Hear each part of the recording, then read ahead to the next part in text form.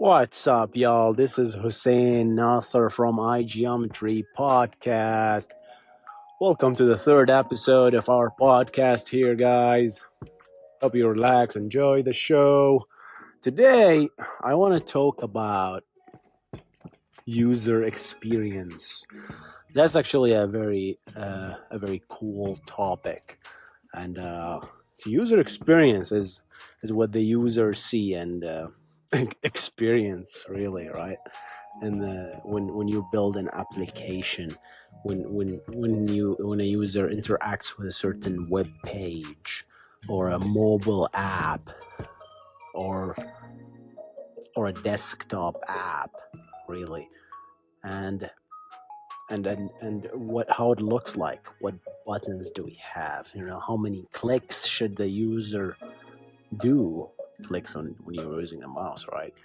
But how many touches when you're using your phone, and to achieve a certain functionality or a certain task, how many clicks does he have, how many pages should she go through in order to do a certain task, right? So that is what a user experience, and it's more than that. But what I wanted to talk about is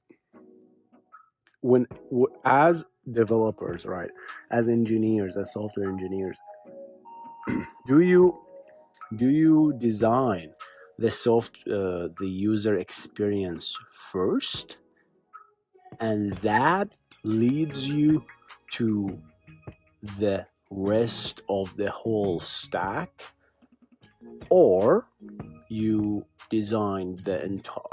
architect the entire stack and then you design the user experience? That could be a controversial topic, really, and we're gonna discuss, like, maybe disadvantages and disadvantages for each, right? I like We're gonna make this podcast real short, so as a user experience, if you design, so what do I mean by stack here? I'm gonna cover that into another series of vlog, maybe not necessarily a podcast, but what we have is, like, you design a certain app, right? I want this small application. I want to design a WhatsApp, for example, or Instagram, right? So this is how it looks like. Instagram, you open it, you see your feed, and you go through your feed of pictures, and you click on a picture, right? If you click long enough, it will expand, and as you zoom in, you can zoom in, pinch, and do more cool stuff. You can comment, you can like, right? And now what happens is that you have this input, right? Now, what do you need to design at the back end? There's a lot of work, right? For example, take the feed, for example, right? So if I open the Instagram, I'm supposed to show the feed. How many pictures should I show? Should I show all of them? Should I make the request to pull all these pictures for this feed? That could be expensive, right? Because what if he has like 1,000 pictures? We don't do that. So we page them, right? So, like, for example, I want to show me the first 10, right?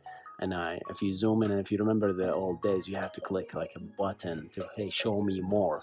Now it's smart enough. Like, as you scroll, we send another request to pull the next 10 pictures or so. And it's just really quick. Like, as you zoom in, it knows that, hey, this guy's require more and more pictures, and so on.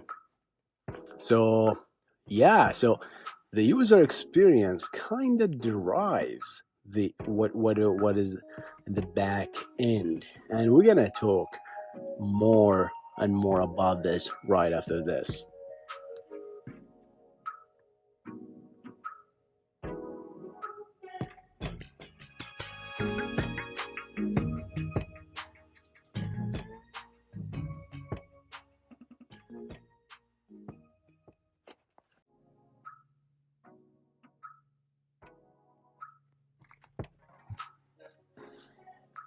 All right, so we just designed our interface, the user interface, and let's continue taking Instagram as an example.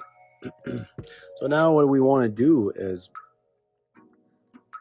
now that I designed this, should I make the back end as a service oriented, or should I make it as a pure database? Obviously, the moment we decide that, oh, it's a mobile app, you can't make it just as a database, right? You have to have it as a service.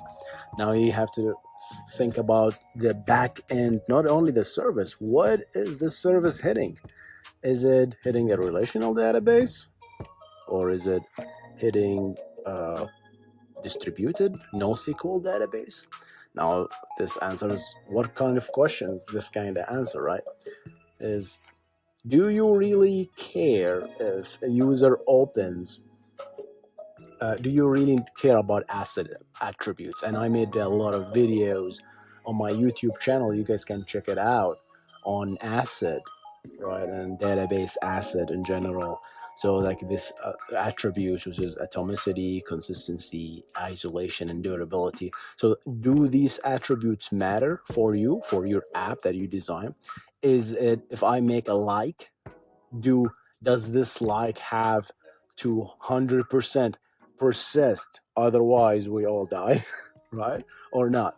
So if you're building a financial institution app, then yes, obviously, right? So, but that's where you need relational databases, right? No, I'm not saying that NoSQL databases are not durable or anything, but they have the concept of eventual consistency. But if you want immediate results, you might want to get a relation database, right? But otherwise, like, take this example. Now, I have this app, and who are my users? Are they in the United States? Are they the entire world? Now we have to worry about, okay, if this app's gonna scale, I probably want a database that people uh, gonna upload thousands of pictures. Will a relational database do that?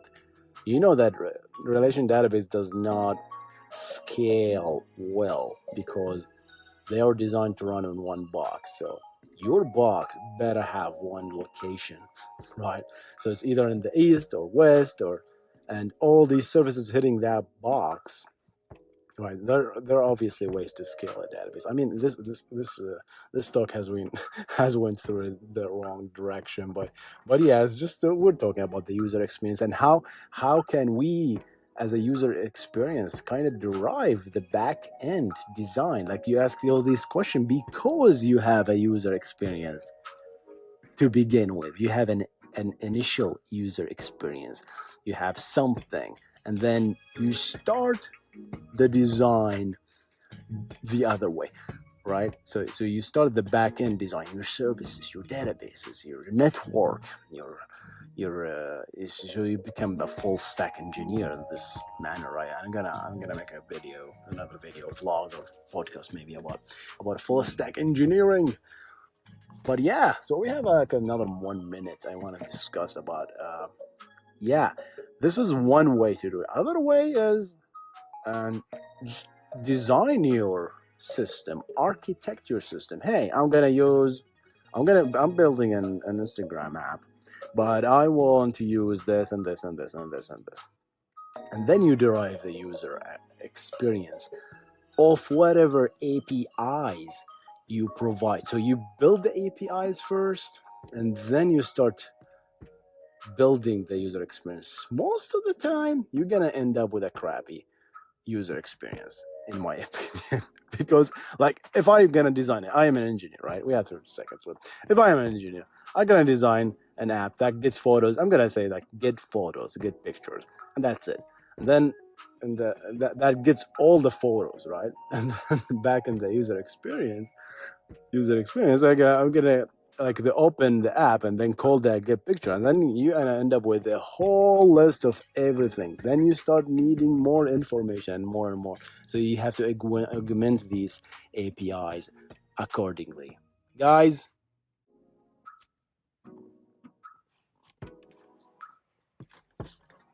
All right, so guys, bottom to top or top to bottom?